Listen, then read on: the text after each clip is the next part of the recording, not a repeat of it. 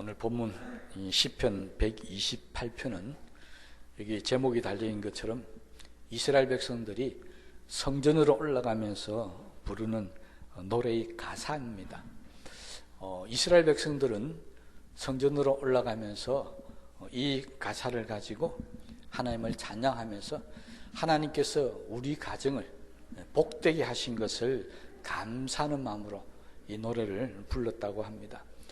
우리가 시편을 쭉 보면은 성전으로 올라가는 노래 해서 계속해서 많은 시편들이 기록이 되어져 있는 것을 볼 수 있습니다. 그런데 그 시편들마다 보면은 각각 다른 주제를 가지고 이렇게 찬양을 하면서 올라가고 있습니다. 이 특별히 시편 128편 전후로 보면 거의 다 모든 시편들이 다 성전으로 올라가는 노래라고 그렇게 제목들이 기록이 되어져 있습니다. 이스라엘 백성들은 성전에 올라가면서 한 주간을 지나면서 아니면 1년을 지나면서 이번에는 하나님께서 나에게 우리 가정에 이런 복을 주셨다. 그것을 노래를 부르고 감사하면서 올라갔다는 것입니다. 우리도 매주일 교회를 나오면서 이스라엘 백성들처럼 이번 주간에는 하나님께서 나한테 이런 복을 주셨다. 그리고 감사하고 찬송하면서 나오면 그 주는 얼마나 은혜가 되고 복이 되겠습니까? 그런데 주일날 교회 나오면서 이번 주간에는 정말 힘들었다. 정말 이번 주간에는 죽을 고비를 넘겼다. 이러고 주일날 예배 오면요, 정말 앉자마자 눈물밖에 안 오고 마음이 답답한 마음밖에 생기지를 않습니다. 그런데 시편을 보면은 이스라엘 백성들은 그러지 않았다는 겁니다. 항상 하나님 올라가면서 하나님 나에게 복을 주신 것을 가지고 노래를 했다는 것이죠. 그러면 이스라엘 백성들은 답답한 일이 없었겠습니까? 이스라엘 백성들은 그 주간에 죽을 고비를 안 넘겼겠습니까? 분명히 그들도 우리와 다른 삶을 살고 있지 않습니다. 그들도 세상 살아가면서 힘들고 고통스럽게 삽니다.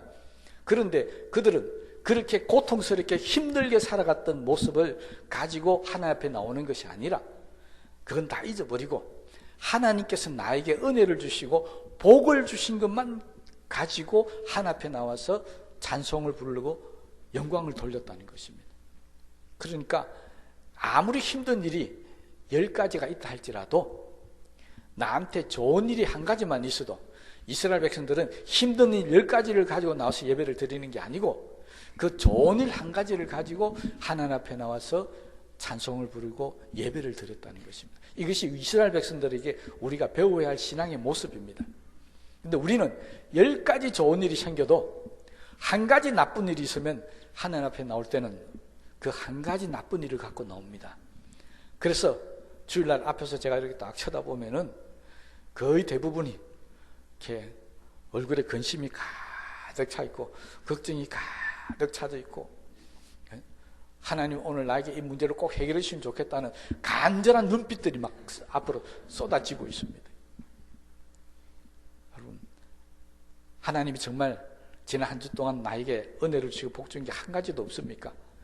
그러면 오만상을 찌푸리고 앉아 있어도 별 문제가 없겠지만요, 그렇지 않다면은 적어도 하나님 앞에 놓을 때 하나님 지난 한 주간 동안 나에게 이런 은혜를 주시고 이런 복을 주셔서 참 감사합니다 하고 노래를 부르며 성전문을 들어오시라는 겁니다. 집에서부터 출발할 때부터 차에 딱 핸들을 잡을 때부터 그렇게 노래를 부르십시오. 아이고, 나는 노래 부를 줄도 모르고. 아닙니다. 혼자 부르는 노래는 아무렇게나 불러도 상관없습니다. 음정박자 다 틀려도 상관없습니다. 우리가 겪는 모든 어려움들요, 잘 찾아보면 나보다도 먼저 나와 똑같은 어려움을 겪었던 사람들이 만들었던 찬송가들이 정말 많이 있습니다. 어떤 찬송을 보면 이거 어쩐 내 속에 꼭 들어오는 것처럼 이렇게 가사가 내 마음에 딱 맞을까? 그런 찬송들이 분명히 있습니다. 그러면 그런 고난, 그 고통은 나만 겪는 것이 아니라 나보다 이전에 먼저 이 곡을 만들었던 분이 먼저 겪었다는 것이고요. 그리고 먼저 겪어서 다 극복했기 때문에 그래서 우리에게 찬송으로 남겨놓은 것입니다. 오늘 시편도 역시 마찬가지입니다. 이들이 하나님 앞에 복을 받고 우리 가정이 정말 복된 가정이 되었다. 그러면서 하나님 앞에 성전에 나가서 노래를 불렀다는 것입니다. 여러분, 이번 주간에 우리 추석 명절이 있는데요.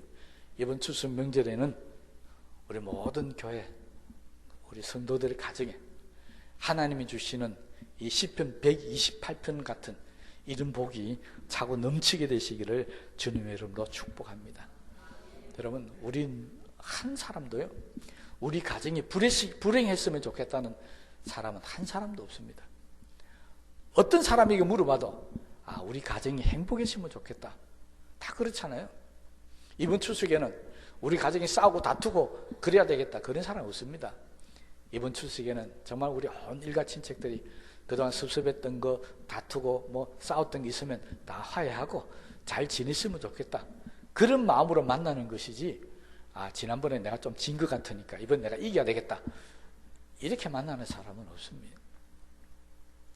모든 가족들, 일가 친척들이 그렇게 행복하기를 원하지만은 그런데 우리가 잘 알다시피 그렇다고 우리 가정들이 행복해지는 것은 아니라는 것입니다.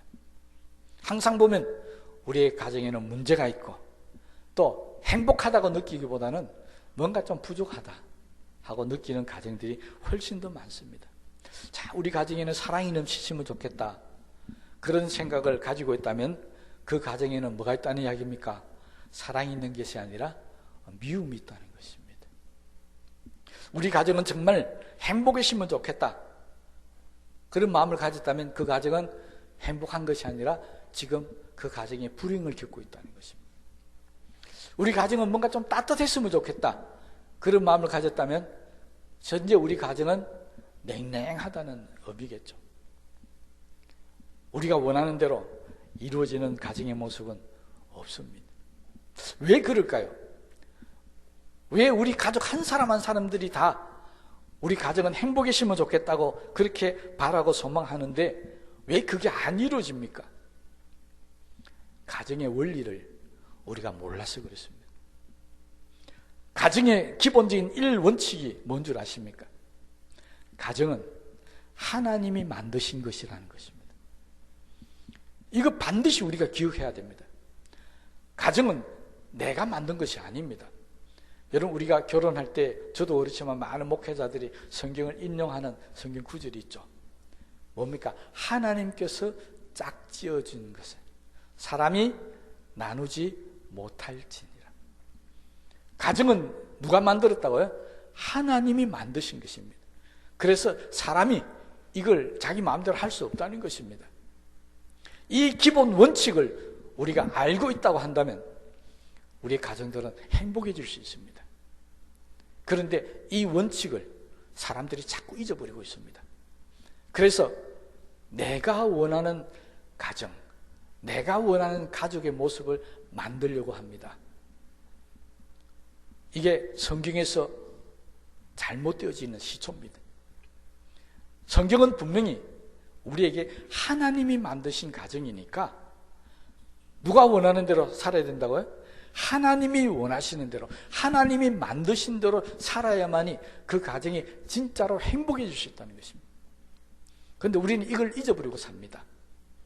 그래서 우리는 우리가 바라는 가정을 만들려고 합니다. 그러다 보니까 행복한 가정은, 우리가 바라는 행복한 가정은 어떤 가정입니까? 돈이 많은 가정입니다.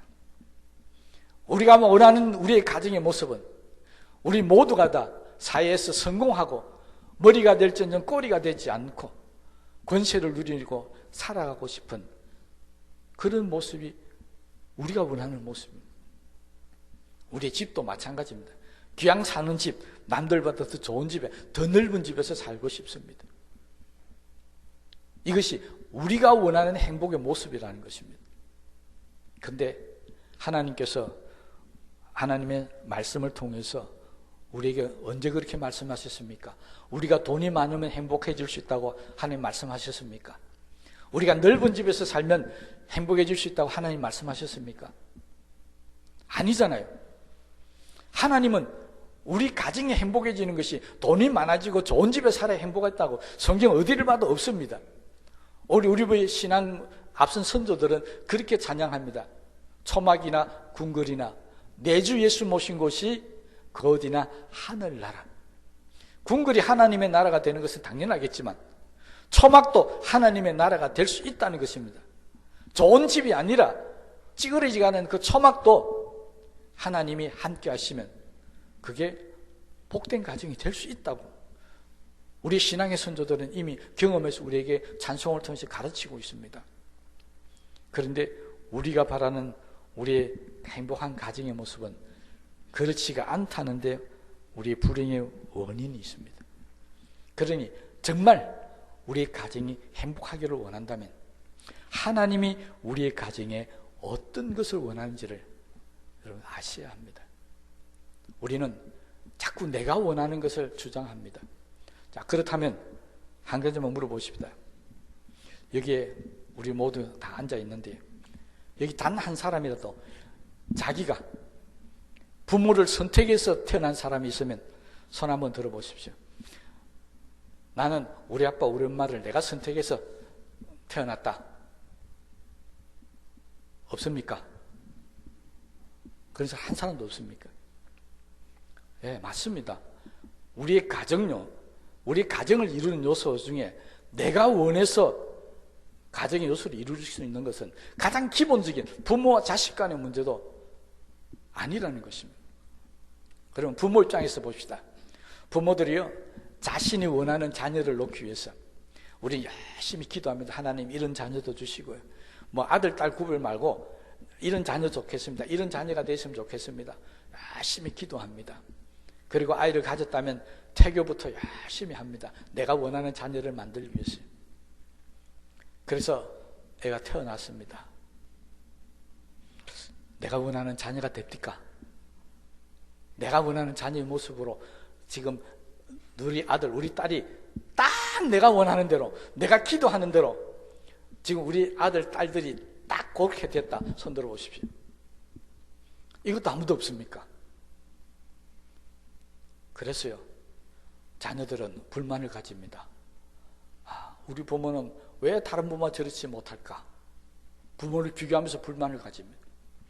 또 부모들은 아니 내가 이렇게 기도했는데 왜 내 기도 안 되고 저렇게 될까? 자녀에 대해서 막 잔소리합니다.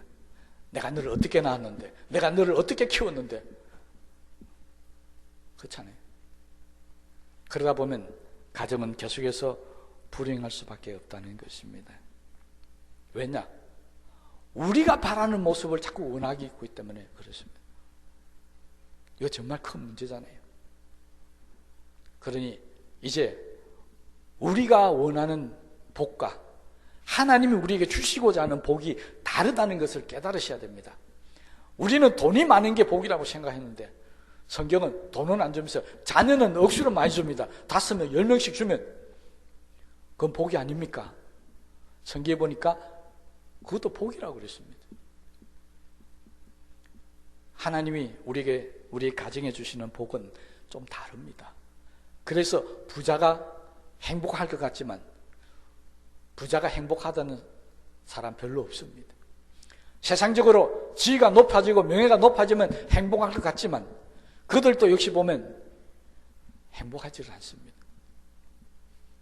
저는 뭐 정치 이야기 잘 안 합니다만은 이 정치 이야기가 아니고 그냥 교훈이 되라고 하신 말씀인데 지금 우리나라 대통령이 행복할 것 같습니까? 여러분 우리나라 제1야당 대표가 지금 행복할 것 같습니까? 우리나라에서 최고로 높은 지위에 있는 두 사람, 한 사람은 우리나라를 인다는 대통령, 한 사람은 야당 대표, 그보다 더 높은 자리가 어디 있습니까? 제가 볼 때는요, 그들보다 지금 현재는 제가 훨씬 행복합니다. 왜 그럴까요? 돈 많다고 세상에 권력을 잡았다고 행복한 것은 아니라는 것입니다. 하나님은 거기에 행복의 요소를 안 뒀습니다. 오늘 본문도 우리에게 분명히 이야기합니다. 복된 가정은 물질이 많고 자녀가 잘 되고 세상의 권세를 누린 게 아니라는 것입니다. 그러면 복된 가정은 어떤 가정이라고 성경 우리에게 가르치고 있습니까? 오늘 1절 말씀에 나온다. 여호와를 경외하며 그의 길을 걷는 자마다 복이 있도다. 성경은 우리에게 어떤 가정이 복이 있느냐 하니까 하나님을 경외하는 가정, 다시 말하면 하나님을 두려워함으로 섬길 수 있는 그 가정이 복이 있다는 것입니다. 우리가 생각하는 복과 하나님 주시고자 하는 복은 다릅니다. 그래서 복된 가정의 첫 번째 요소는 하나님의 관계가 제대로 되어져야 한다는 것입니다.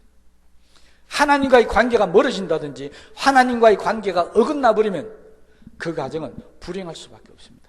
아무리 많은 것을 가지고 있다 하더라도 그게 돈이든 권력이든지 간에 하나님과의 관계가 틀어져 버리는 순간부터 그가 가지고 있는 돈이, 그가 가지고 있는 권력이 오히려 화가 될 수가 있다는 것입니다. 대표적으로 누가복음 15장에 보면 탕자의 비유가 나옵니다. 탕자는 자기 아버지로부터 자기가 받을 유산을 미리 가졌습니다. 상속을 미리 달라는 것입니다. 아버지가 돈이 아마 굉장히 많았겠죠. 그래서 받습니다. 돈을 많이 가졌잖아요. 그리고 아버지 밑을 떠나서 먼 나라에 가서 삽니다. 정말 행복할 줄 알았습니다. 그런데 그 많던 재산을 다 탕진해 버렸습니다. 쾌락을 쫓아 살다가 다 잃어버리고 돼지 지엽 열매를 먹고 사는 불쌍한 인생이 되고 말았습니다. 그 탕자에게는 돈이 불행의 원인이었습니다. 만약 아버지가 그 많은 돈을 상속해 주지 않았다면 그는 그렇게 불행한 삶을 살지 않았을 겁니다. 오늘날도 마찬가지죠. 돈 많은 가정들이 부모가 돌아가시면서 상속 문제 때문에 자녀들 가운데 얼마나 많은 다툼이 일어나는지 모릅니다. 오히려 많이 가진 것이 불행이라는 것입니다. 그런데 하나님을 경외하는 것은 아무리 많이 하나님을 경외해도 그게 불행이 되는 요소는 어떤 가정을 봐도 없습니다. 여러분의 가정에서 기도 많이 하는 가정이 불행해집니까? 여러분 가정에서 하나님 앞에 모여서 예배를 드리고 말씀대로 살고자 열심히 노력하는 가정이 불행해집니까? 아닙니다. 그래서 성경은 우리가 정말 하나님 앞에 복을 받으려면 하나님을 경외하는 가정이 되어져야 한다는 것입니다. 그러니 우리 부모들이요, 내가 원하는 자녀의 모습을 자녀들에게 원하지 마시고 잔소리하지 마시고 하나님을 경외하는 법을 가르치시기를 바랍니다. 하나님을 경외하는 법을 철저히 가르쳐야 됩니다. 그런데 잘 안 되죠. 왜 그럴까요? 부모들이 자신들이 먼저 하나님의 말씀을 두려워하면서 순종하고 살아가는 모습을 자녀들에게 보여주지 않았기 때문에 그렇습니다. 죄송한 이야기지만요, 어떤 가정의 자녀들은 교회를 안 나옵니다. 왜 너네도 부모들은 교회를 잘 나오는데 너는 안 나오냐고 묻는다면 대부분의 자녀들이 제가 들었던 대답은 이런 거였습니다. 교회 가면 어른들이 맨날 싸웁니다. 그래서 교회 가기 싫대요. 이 정말 충격적이지 않습니까? 자녀들 눈에 교회는 맨날 다투고 분쟁하고 싸우는 것으로 여기는데 어떻게 그 자녀들이 교회 나올 수 있겠습니까? 그래서 교회 나가기 싫답니다. 그 맞는 말입니다. 부모들이 하나님의 말씀을 두려워할 줄 모르고 하나님의 말씀대로 살 줄 모르면 자녀들은 당연히 그런 것입니다. 부모들이 하나님의 말씀대로 잘 살아도 요즘 세상에 자녀들이 예수 안 믿는 확률들이 많아지는데 부모들이 말씀대로 살지 못하면서 자녀들한테 말로만 너 기도해야 된다, 예수 믿어야 된다, 교회 나가야 된다 해봐야 아무 소용이 없다는 것입니다. 그래서 우리의 가정이 하나님과의 관계가 잘못되어져서 하나님의 복을 못 받는 경우들이 많이 있다는 것입니다. 그렇다면 하나님과의 관계가 잘 되어지면 어떻게 될까요? 오늘 시편 128편이 하나님과의 관계가 잘 되어졌을 때 어떤 복을 받는가 우리에게 말씀해 주고 있습니다. 2절 3절에 보면은 내 손이 수고한 대로 먹을 것이고 내가 복되고 형통하리로다. 이것은 남편을 향한 말씀입니다. 여러분, 오늘 성경은 남편이 복을 받는 남편이 어떤 남편이냐니까 그 남편이 나가서 수고하는 대로 가족들이 다 먹을 수 있으면 그게 복 받는 가정의 모습이라는 것입니다. 여러분, 나가서 수고하는 대로 내가 얻을 수 있는 것이 복이라고 생각하십니까? 내가 1시간 일해서 1시간만큼 버리고 2시간 일해서 2시간만큼 버리는 게 복이라고 생각하십니까? 우리는 그렇게 생각 안 하잖아요. 그건 당연한 것이고, 내가 1시간 일했으면 남들 3시간, 4시간 일한 거 받아야 그게 복이 있다고 생각하는 겁니다. 우리 성경에 포도원의 비유도 나옵니다. 아침 9시부터 들어간 사람이 그 일 없는 불경기에 자기가 들어갈 때는 나를 고용해 주신 주인 앞에 너무 감사한 마음으로 들어갔는데 자기는 하루 종일 일했는데도 마지막 오후 5시에 온 사람하고 똑같은 사례를 주니까 불만이 나온 것입니다. 그러면 오후 5시에 와서 1시간 일한 사람은 얼마나 좋겠습니까? 나는 1시간밖에 일 안 했는데 하루 종일 일한 사람과 같이 받았으니까요. 우리는 늘 그렇게 생각하는 겁니다. 내가 수고한 것보다 더 많이 받아야 복이 있고 내가 수고하는 대로 받으면 복이 아니라고 생각합니다. 그런데 이스라엘 사람들은 그렇게 고백 안 했습니다. 성전을 올라가면서 하나님, 내가 이번에 내가 수고하는 대로 다 그대로 받았습니다. 정말 감사합니다. 이렇게 하나님 앞에 감사하며 올라갔다는 것입니다. 왜 그랬을까요? 이스라엘 역사를 보면요, 그들은 수고하는 대로 먹지 못했던 경우가 굉장히 많이 있었습니다. 자, 애굽에서 살 때 400년 동안 종살이하면서 살았습니다. 그들은 아침부터 저녁 늦게까지 열심히 수고해도 종살이했기 때문에 자기들이 노력한 만큼 받지 못했습니다. 누가 다 받아갑니까? 주인이 다 받아갔습니다. 이제 출애굽을 해서 가나안 땅에 들어갔습니다. 가나안 땅에서 열심히 일했는데 주변에 있던 블레셋이나 강한 나라들이 와서 추수할 때가 되면 다 쳐들어 다 빼앗아가 버립니다. 그래서 막 굴을 파고 숨겨놓기도 했었습니다. 안 뺏기려고요. 그랬습니까? 때로는 이스라엘 땅에 흉년이 와가지고 열심히 수고인도를 받지도 못했습니다. 그래서 이스라엘 사람들은 늘 그렇게 생각했습니다. 하나님, 우리가 수고한 대로만 먹어도 복입니다. 이게 그들이 신앙 고백이었습니다. 그들은 수고한 대로 먹을 수 있는 기회가 별로 없었다는 것입니다. 그래서 그들은 수고한 대로만 먹어도 감사합니다. 그게 복이 있습니다. 지금 이렇게 성전에 올라가면서 하나님 앞에 고백을 하고 있다는 것입니다. 솔로몬이 백성들을 가르칠 때도 전도서 3장 13절 말씀에 보면 이렇게 가르치고 있습니다. 사람마다 먹고 마시는 것과 수고함으로 낙을 누리는 그것이 하나님의 선물인 줄도 또한 알았도다. 각 사람마다 자기가 수고하는 대로 먹을 수 있는 그것이 하나님의 선물이며 복이라고, 이 세상에 가장 뛰어난 지혜를 가졌다고 하는 솔로몬이 백성들에게 가르친 이야기였습니다. 그러니 이스라엘 백성들은 남편들에게 하나님 주신 말씀대로 허황되이 살지 말고 열심히 수고하고 애써서 그렇게 먹고 살자. 그게 하나님 복입니다. 이렇게 다들 생각하고 있었다는 것입니다. 두 번째는 아내의 모습이 나옵니다. 아내는 어떤 모습을 합니까? 결실한 포도나무 같고, 이어서 자식들에 대한 이야기가 나옵니다. 자식들은 어린 감람나무 같다. 여러분, 이스라엘 백성들에게 포도나무와 감람나무는 팔레스타인 지역에서 가장 좋은 열매를 맺는 나무로서 그들은 인식하고 있습니다. 그래서 포도나무가 잘 되고 감람나무가 잘 되면 그 해는 정말 온 이스라엘 백성들의 기쁨이 넘치는 그런 일들이 생겼습니다. 그래서 이스라엘 백성들은 항상 기도하는 게 있습니다. 포도나무가 잘 되어져야 된다. 감람나무가 잘 되어져야 된다. 그 이야기를 이스라엘 백성들은 아내와 자식에게 그대로 적용한 겁니다. 아내는 포도나무 같다는 것입니다. 포도나무는 포도주를 만들고 그것을 먹고 마심을 통해서 사람들에게 기쁨을 주는 것이다.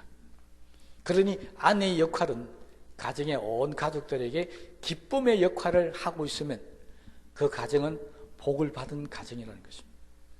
자식들은 감람나무라고 그랬습니다.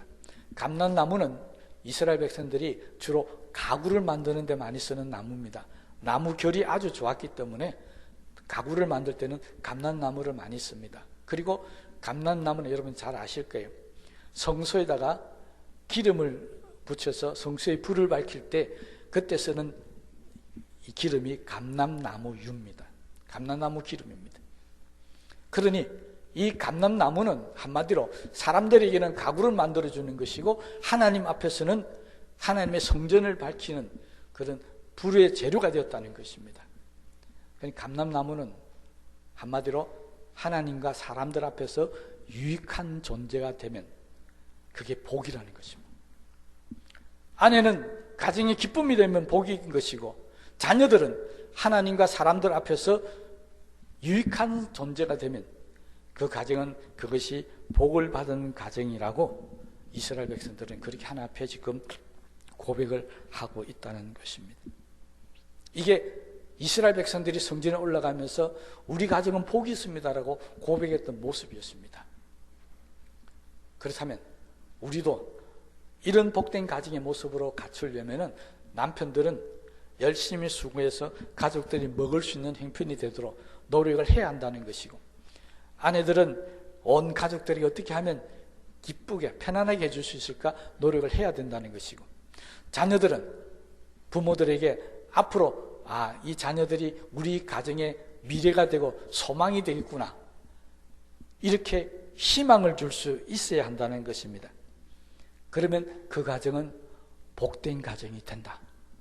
성경은 우리에게 이렇게 가르치고 있습니다. 결국 이 말씀은 뭘 이야기하느냐니까요, 우리 가정이 행복하기 위해서 남편은 아내나 자식들이 자기에게 복이 되기를 원치 말라는 것입니다.